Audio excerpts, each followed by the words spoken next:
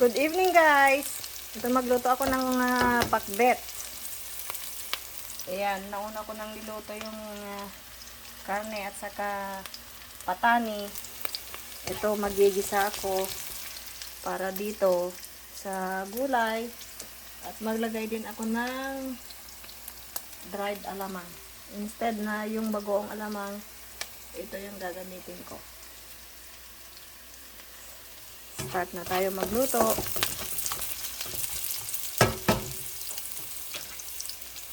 Paglagay din ako ng patis. Unahin kong iprito yung dried na alamang.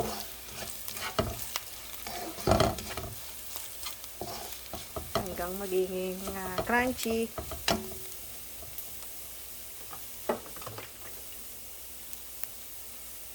Crunchy na siya guys. Tanggalin ko yung iba para hindi lumambot. Iwan ko ng kalahati. Ayan. Ilagay ko na yung gabi. Unahin ko yung gabi. Kasi ito yung matagal maluto.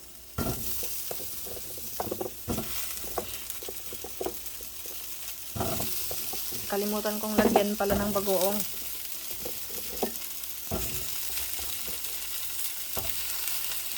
Maglagay tayo ng bagoong guys. Ayan. Lagay na din yung kalabasa.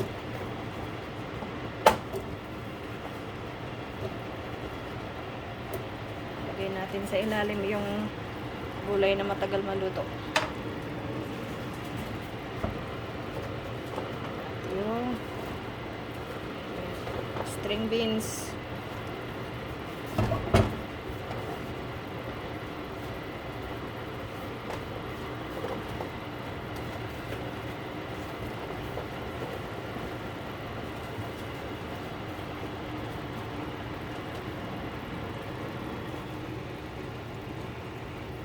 Ayan guys.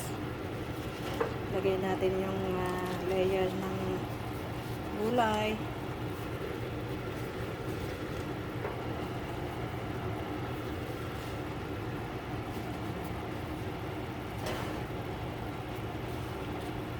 At takpan natin para maluto. Ito guys, ilagay ko na din yung patani dito sa taas.